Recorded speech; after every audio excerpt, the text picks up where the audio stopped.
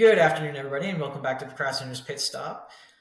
We have an amazing guest today. I didn't want to go too much into the intro because I'm very excited to get to this guest. He is Kevin Palmieri, founder of Next Level University, and he helps people upgrade their health, wealth, life, and love. He actually has his own successful podcast in over 170 countries, and we're just really excited to have him here. So, Kevin, welcome to the show. Thank you for having me, Chris. I'm very excited. I did my research and I've heard the flow. There's usually an interesting icebreaker question that comes up. So there's a lot of pressure because I did my research and I'm excited for this.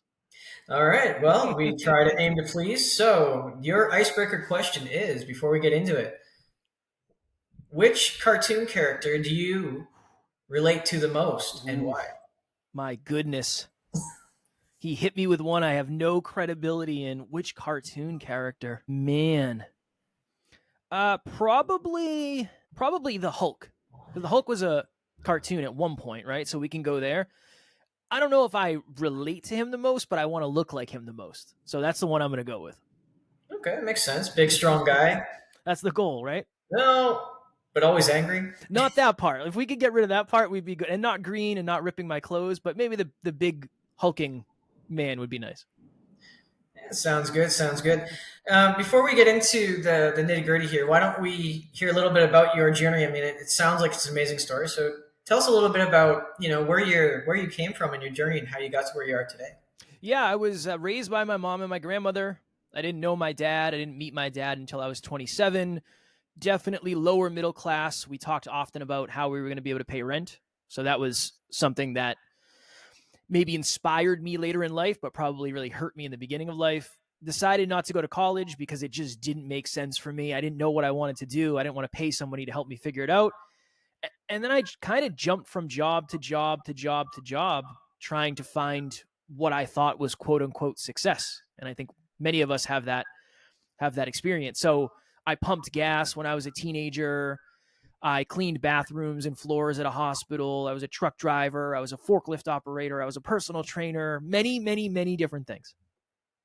But eventually, in my early 20s, I got a job in an industry called weatherization. So it was our job to go into large buildings and make them more energy efficient through retrofitting the buildings. Since I was working on state and government contracts, I was getting $60 to $120 an hour to do this job. So in my mind, Chris, I am now successful, and the rest of my life is just kind of going to work out the way I always hoped it would. If you looked at me a few years later when I was 25, you would see a young man who looked successful. I was preparing for a bodybuilding show, so I was quite literally in the best shape I will ever be in. My girlfriend at the time was a model. I had a sports car. I had all the external stuff. Girlfriend left me, and then I ended up sitting on the edge of a bed 2 years later contemplating suicide because I was so miserable and I felt so stuck and so trapped, and ended up leaving that job. And then 2017, I started a podcast, and the rest is quote unquote history, I suppose. Wow, that is it's quite a story, and thank you for sharing. Of course. So, what is procrastination to you, and like what does it mean to you exactly? It used to be something that was very negative. It was putting something off that you know you should be doing because you don't want to do it yet. Now it's putting something off that might not be as important as something else that you want to prioritize. Mm-hmm. That's kind of where I am now. We talk about eliminate, automate, delegate, or procrastinate. And sometimes I procrastinate things that just aren't super time sensitive. And I will take that and I will exchange that for something that just has to get done today. So that's what it means to me now. It means prioritizing stuff to the degree it should be prioritized. But I also fall into the trap of, hey, this is really something we should do today. And I find myself pushing it back a couple days. So I still am guilty of that from time to time, as I think most of us are as humans. For sure. And so back to your story just a little bit there. Was there any real defining point? You mentioned your girlfriend left you, but I mean, was there any real defining point that sort of changed your mindset, or really geared you to that direction that you were going to be in today? Yeah, it was the understanding that the year I made the most money I had ever made at the time, I spent 10 months living on the road because our contracts were all over the country, the East Coast mostly. And I just was unconscious. I was just a zombie. I was a robot. I had no thoughts about why I was doing what I was doing. I lived most of my life, and especially that year, unconsciously. The opposite of unconscious is hyperconscious. So Mm-hmm. that's where this all started. The podcast, long before it was Next Level University, was the Hyperconscious podcast, where I wanted to have conversations with people about awareness and consciousness and fears and limiting beliefs. So Mm-hmm. it came from the need for me to become more self-aware, because I realized that the lack of self-awareness is what dug me into many, many, many of the holes that I had to dig myself out of. Gotcha, gotcha. So, out of all that study and experience, what would you say is your secret sauce to overcoming procrastination, or keeping yourself motivated? I would say identifying humbly where you are when it comes to your level of self-belief and when it comes to your level of self-worth, because everybody is starting from a different place. And that's why advice is different for everybody. If you're starting from a different place, trying to get to a place that's different than me, what I say about me might not land. But Mhm. what we've learned is a couple of the hardest things to overcome and work through are low self-belief and or delusionally high self-belief, which that's a whole nother thing, or low self-worth, or maybe delusionally high self-worth, because it really affects the way that you show up every single day. So if you're somebody who has very, very, very high, potentially delusional self-worth, you might procrastinate things because, yeah, it's below me. I don't even need to do that. I don't have to worry about that. Somebody else will take care of that for me.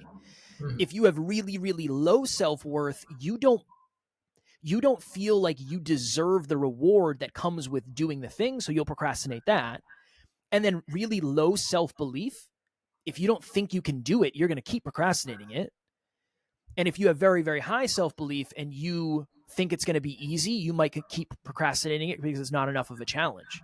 So those are really the things that we've learned from working with as many humans as we have. Is unfortunately those are the places that we tend to live, and then those are a couple of the symptoms of that, for lack of better phrasing. But that's very true. And what would you say are some successful skills or techniques that have worked for you, or worked for others that you've worked with? Chunking down big things into smaller bite-sized segments, and understanding that progress does not necessarily require completion. So a really good example of this, I lived with my best friend for like 3 years. And when we lived together, we were renovating the upstairs and we were renovating the house because it was going to become an income property. And we had to put a front light on the porch. So we had a front porch, we had to put a new light on. And we would set aside 4 hours and say, we're going to do it. And we would never do it. We'd find ourselves with our butts on the couch playing video games. And we kept thinking about, why is this happening? Why is this happening? Why is this happening? Because in our minds, we were going to have to rewire the whole thing, and we were going to have to paint the thing, and we were going to have to do all this stuff. So one day we said, why don't we just open the box? Let's just take a look and see what the light looks like. We opened the box, we saw the instructions, and realized it was going to take us 15 minutes. So something that took us 15 minutes actually took us 3 weeks and 15 minutes because we kept procrastinating it. Maybe the first step is open the box. Maybe the first step is just open the letter. Maybe the first step is just write the first 5 words of the message. I think it's very easy to get overwhelmed by thinking of having to complete the thing. But you starting it, you never know. You might start it and it might be easier than you think, and then you might get it done. I think that's one of the things that's really helped me, is sometimes we don't have enough certainty to what we're signing up for. So you're naturally just going to keep pushing the thing away and away and away and away. And then hopefully you get to the place where you feel silly when you do it.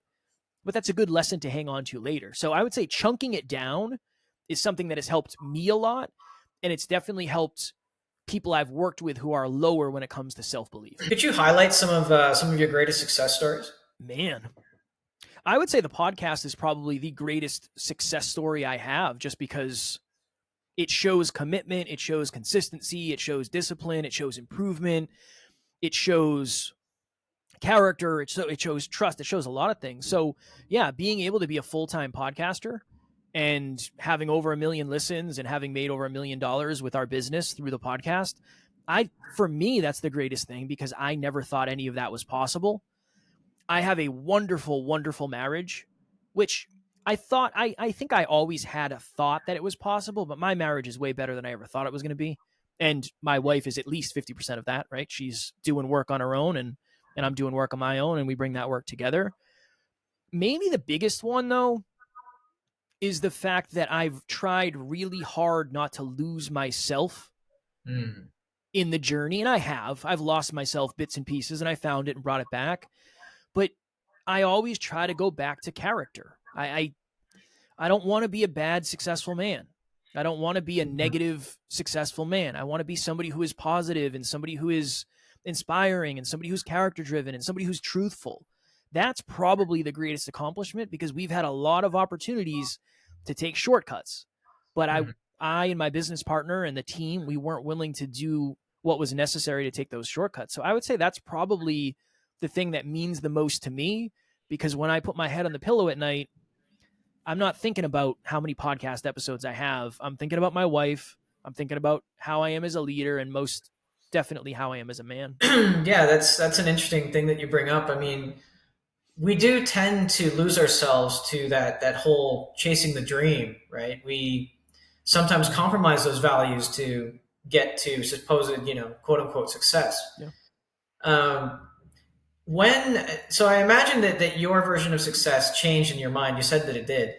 When do you think that sort of vision of success, where do you think that vision came from, and sort of how did it affect you, kind of starting out? Yeah, I mean, the youngest recollection I have of quote unquote success was the opposite of what I was raised in. So I was raised by single parents with no money and very little choices. To me, Mhm. it was have some level of family, try to find some level of wealth, and that way we'll have opportunity and choices. Then when I accomplished quote unquote that success, I realized that I had worked so diligently on making progress in the external world, and I had worked really diligently on my body and what kind of car I had. All the external stuff I worked really hard on, but I felt so empty internally. So then it became, well, I really want to work on the internal. And then eventually it became, I want to be the healthiest, wealthiest, most in love version of myself while staying in alignment. But health is physical, mental, emotional, and spiritual, not just looking good in the gym. I want to look good in the gym, but not at the detriment of my mental health, not at the detriment of my relationship, not at the detriment of the business. So it evolved from lack. Yeah, I wanted what I lacked. Then I got what I lacked and realized that I lacked something else. And then I tried to work really, really hard on the thing that I lacked there. And then it became, I would like to grow all of those simultaneously to the degree that that's possible. And then eventually, Chris, it's interesting because then I realized that ultimately I think success is probably fulfillment more than anything.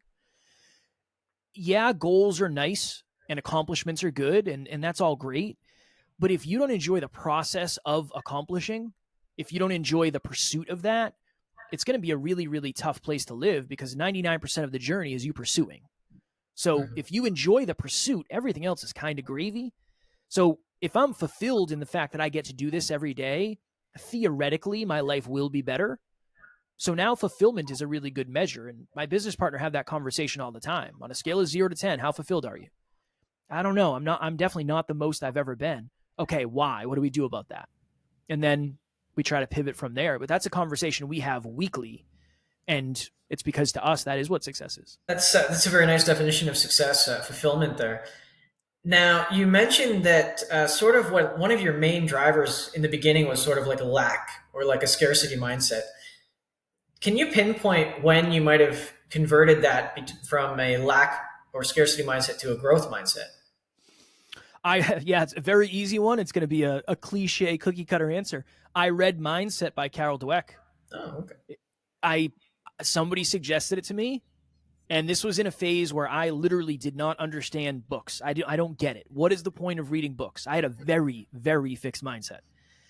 And I think it was my business partner probably. And he said, just read it. You're going to learn stuff. Just read it. Just read the book and see what happens. And I remember resonating so deeply with being afraid in the classroom and being afraid of failure and thinking the way you are today is the way you are forever. And I remember resonating so deeply with that. And then it started to help me understand that, okay, I'm not the way I am right now forever. I am malleable. I can change myself. I can work on myself. And then as I got more opportunities with the podcast, I started to fail more. So it became the thought that this is a really good example. This conversation we're having, there's two ways you can think of it. You can think of it as this is the Super Bowl and I cannot mess up. And if I mess up, I am a giant failure and I have to wait till next year to do this again. Or you can think of this as a smaller game or a practice. You make mistakes in practices, you make mistakes in smaller games, you make mistakes in the Super Bowl too. People just don't like to talk about it.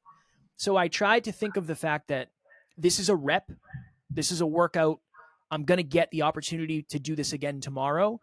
And if I take the lessons that I learned, even if they're from quote unquote failures, then tomorrow I can be a little bit better. So it was the mixture of reading that book, believing in myself a little bit more, and then having so many opportunities to play. I have a lot of games. I have a lot of opportunities to go out there and test what I've learned. And I've had some bad ones for sure, but I've always had an opportunity to get on the field in this analogy the next day. And I've had a lot of lessons because of that. So I think it's a mixture of probably those three things. I like the fact that you brought up lessons. It reminds me of the acronym for FAIL. I don't know if you've ever come across it. It was fairly new to me. I really liked it. It actually came from someone I was coaching, and their daughter was at a school, and they came up with this acronym for FAIL: first attempt in learning. I like that. Yeah, isn't it just? And we learn more from our failures than we do from our successes. Obviously, we kind of have to get smacked on the head to really really change anything, right? Unfortunately, it seems that way. So, talking about that, now, what were some of the biggest challenges that you faced along your journey to where you are now? Probably the biggest was just unsufferable self-doubt. It's just, it might be really hard to see now because I've done this a lot of times, but my internal dialogue was always, you're not good enough, you're not smart enough, you don't belong here, you don't deserve this, you're going to get found out, imposter syndrome. That was really the biggest thing for me because it almost didn't matter when I got more results. It wasn't well, now you're quote unquote successful, so that goes away. If anything, it got worse because there was a difference between who I thought I was and the results that I had. So that was a big one. And then I think as any business owner, small business owner, entrepreneur, whatever, side hustler understands, in the very beginning, it's really hard to grow something. And when I left my job, I was naive to what it was going to take. So I ended up $30,000 in credit card debt. I couldn't get my car fixed. I couldn't buy Christmas presents for my girlfriend, who's now my wife. The financial toll was absolutely brutal. And I think it brought me back to my childhood. I was very broke. And then eventually I somehow turned it around and made a lot of money. And now I'm broker than I've ever been. But I'm also super fulfilled. So that's weird. How do I parse all that out? Dealing with the loss of friends when people don't necessarily value the direction you're going in, that sucked. I still miss people I don't talk to anymore. I still think about them. I still love them. I still care about them. It's just our life went in different directions, and my deepest fear is I'm not going to be successful. So I'm very quick to distance myself from people who aren't good for me, but it still emotionally hurts. So most of it was internal, but anything external was mostly money and just suffering and trying to figure out how to pay the bills. Yeah, and that's the interesting one too, right? Because that's sort of the great motivator for a lot of us, and just the almighty dollar, right? But at the end of the day, it's not what's making us fulfilled. And like you said, it's very weird that you can be sitting at the top of the top of the hill or top of the king of the castle, surrounded by everyone, and you're just not feeling it, right? Yeah. Yeah. I think you've heard that. I'm sure you've heard it a million times. Everybody says money doesn't buy happiness, but I want to find out for myself. It's kind of that. It's that process. Now, but here's the thing. If you have spent the last 25 years of your life working on yourself internally, and your self-awareness is super high, and your self-worth and all that, money will make your life better if you don't have enough money. It's just not going to fix the internal voids. It's good for choices. It's good for opportunity. It's good for certainty. But if you have low self-belief, it most likely isn't going to fix that. If you have low self-worth, it's most likely not going to fix that.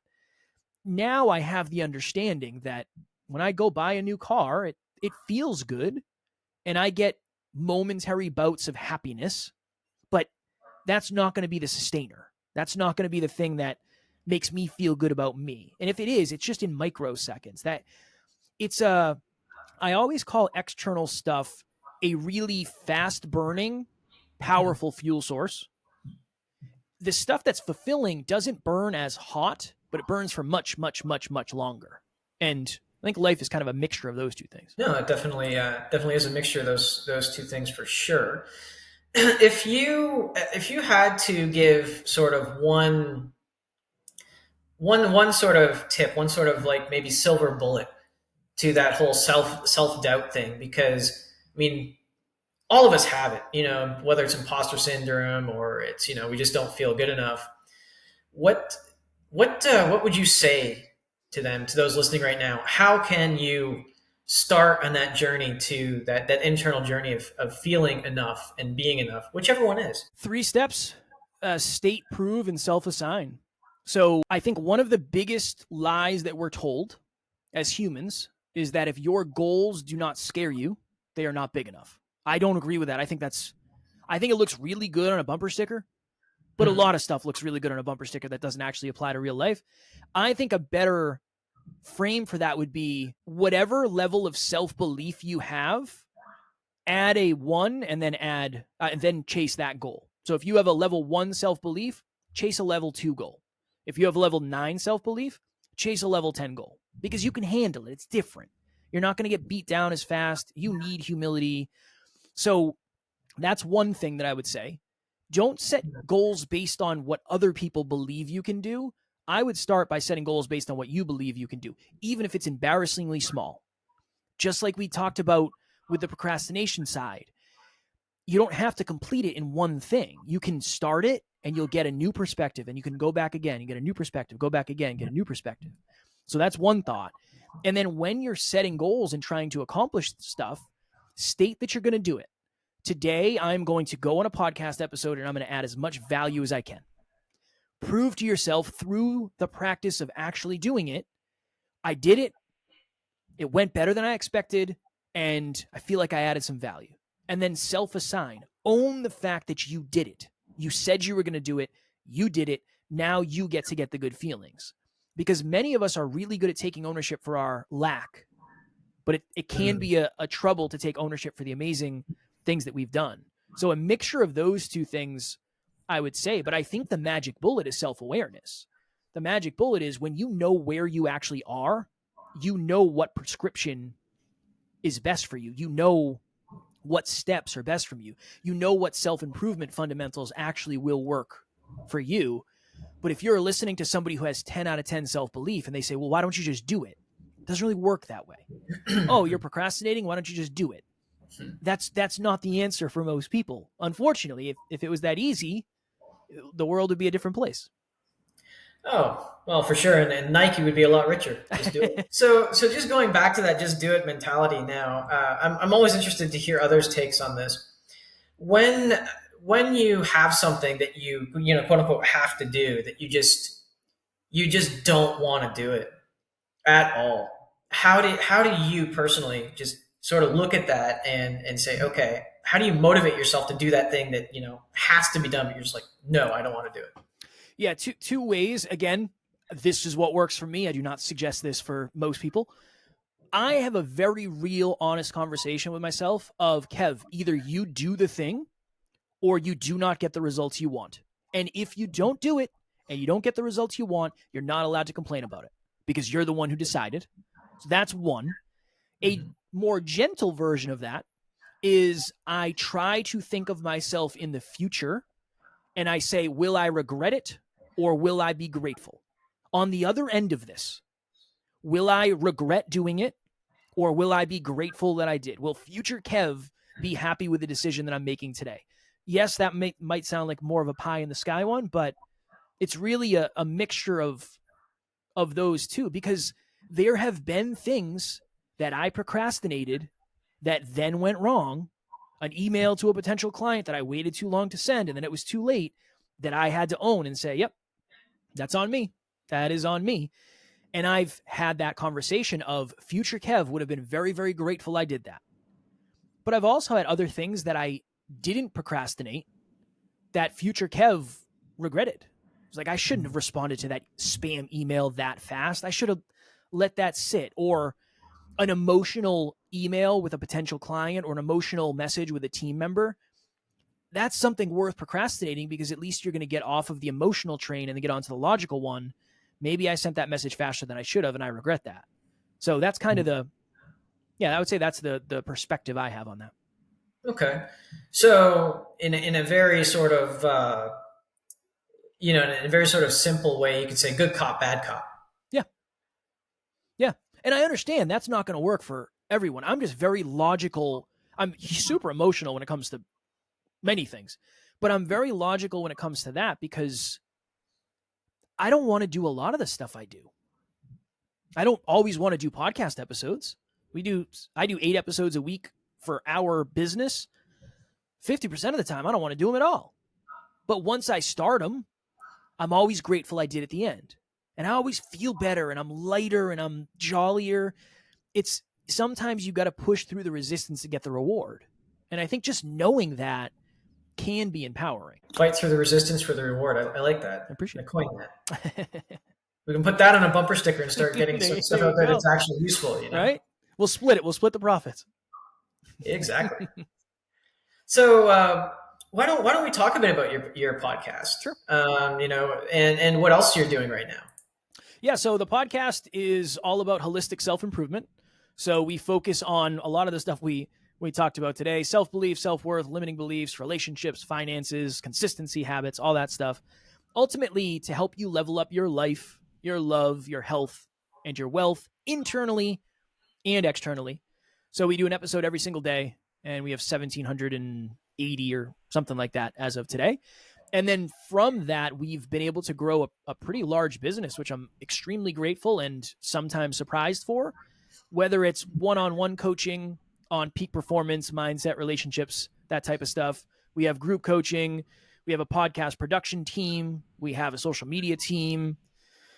What else? We have an app. We have a foundation for children of single parents. So there's so much going on behind the scenes that you just would never know unless you come into the business, that allows us to do an episode every single day and have a wonderful team and the opportunity for me to come out here and talk to amazing people like Chris. That's because there's so much going on behind the scenes. But yeah, it's all holistic self-improvement, really. Everything is self-improvement focused. Yeah, that's really great. Thank you. What do you love the most about it? It's I won't say it's a love-hate relationship. It's a love-pressure relationship. I get better for a living. That's pretty cool. And the necessity to get better is very, very, very high. But there are also days where the pressure of that, it feels like I'm not allowed to have a bad day. It feels like I'm not allowed to procrastinate something. It feels like I'm not allowed to have an imperfect moment. That's something I put on myself. Nobody else is putting that on me. But that internal pressure, it can be heavy.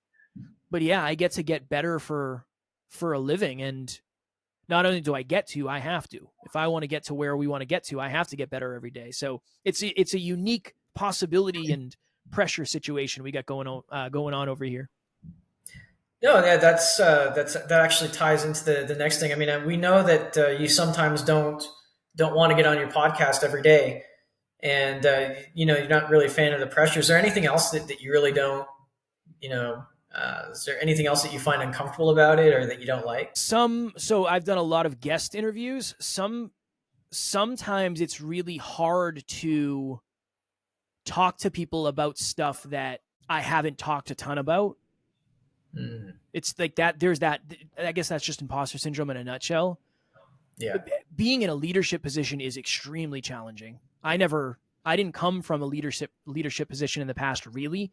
So having a large team like we do, that's a whole thing that I had no idea it was going to be what it is. I love it. It's very rewarding, but it's definitely challenging leading a 22 person team with my business partner.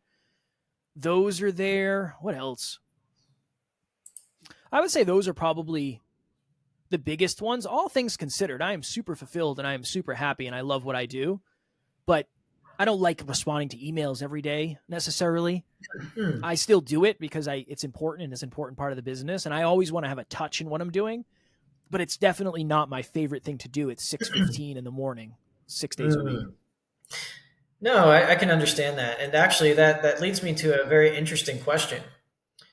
Where do you stand on artificial intelligence and self development, and where's that line for you? Like using artificial intelligence to streamline your business versus using it to try to up level your game. I would say just like if you were hiring somebody else, if you're using AI to do something that you just don't know how to do, you're probably entering a dangerous territory. We Mm. use AI for some audio editing, some video editing, but our team knows how to do that at a very high level. We're doing it for efficiency, supplementally, instead of as the main course. So I'm all for AI. Anything that can make your life easier, sure, let's give it a shot and see what happens. But it cannot be at the expense of your growth internally and the growth in terms of skill set for the people using the technology. I'm all for it.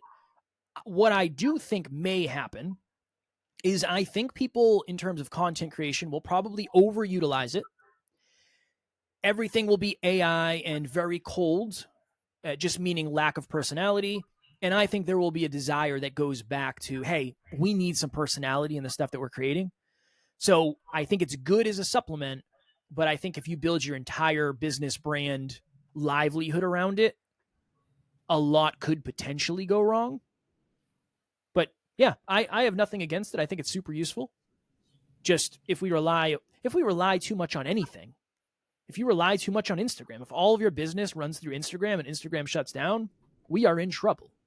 So just making sure that you have the skills that AI is helping you supplement is important to me, at least.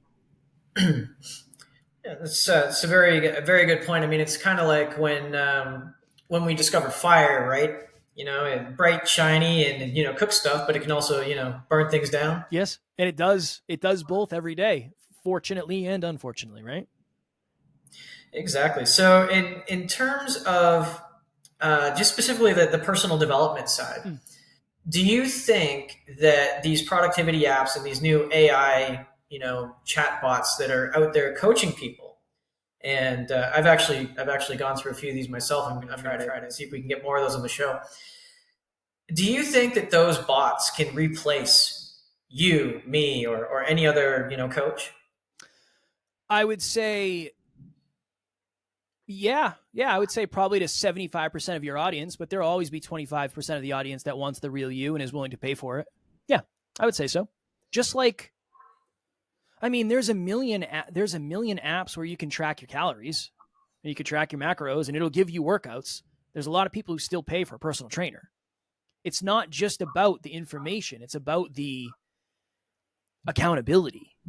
That's a big piece of it. A lot of people want to pay for accountability. So I think it can do a percentage of it, but the other piece of that is that's only based on the content you've created or the questions you've been asked.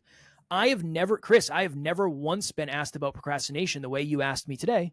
So if this episode didn't exist in my library, quote unquote, and somebody asked about procrastination, it might show up results empty.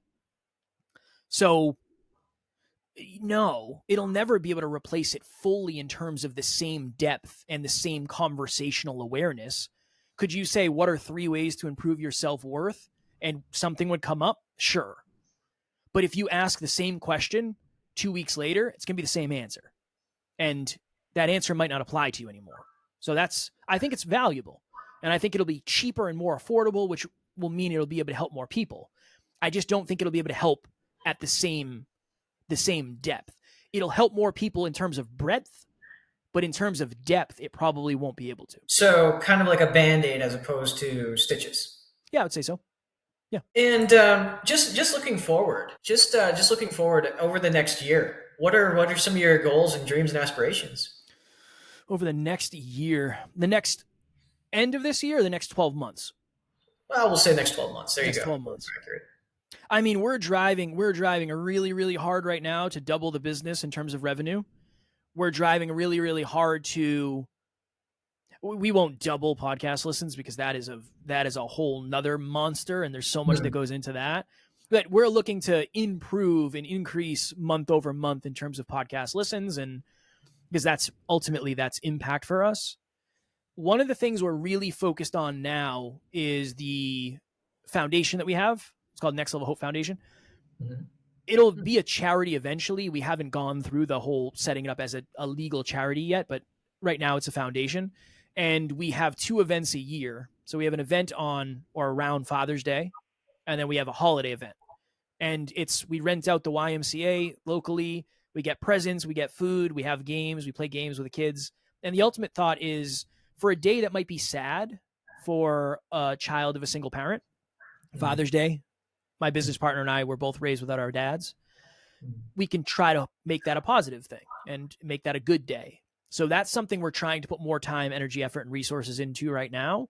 So I'm excited to see how that works, because it's different when you host a live event and you have to make a certain amount of money to break even. When it's a charity, it's not about that. It's about how does the day go and how is the experience. And when we have 100 kids, it is going to be absolute mayhem, but it's all about the excitement of the day and the direct impact you can see. So it's different as a business owner to know it's going to cost us X amount from the fund, but that's the point. It's not about making revenue. It's about making smiles and making positivity. So that's something I'm very excited about. Yeah, that definitely sounds exciting. Where are those events being held? So we usually have them in Massachusetts, so Worcester, okay, Massachusetts, because we were born and raised in a town that's like 15 minutes from there. So we try to keep it local, and we also had some contacts in the area, so it made it easier to deploy resources and get a venue and all that stuff. So yeah, right now it's there. How will that evolve? I don't know. We're at some point probably going to partner with some organization at some level to be able to help more kids faster. Sounds great. I'd definitely be interested in seeing that. I mean, do you post that online? Are you going to have videos? Are you going to? Oh, yep. Excellent. Yep. Where would people be able to see that? So we have a website, nextleveluniverse.com. It's in the process of being rebuilt, sort of, kind of. It's a whole thing. But I believe there's a tab that says it might be live events or something. And under that tab, it should say NLHF, Next Level Hope Foundation. And there should be a video on the landing page and some simple details about it. Obviously, it changes year to year, but that's a good place to start. And then usually around the time, whether it's holiday season or close to Father's Day, there'll be some social media stuff that goes up, videos, pictures from previous events. Excellent. Sounds great.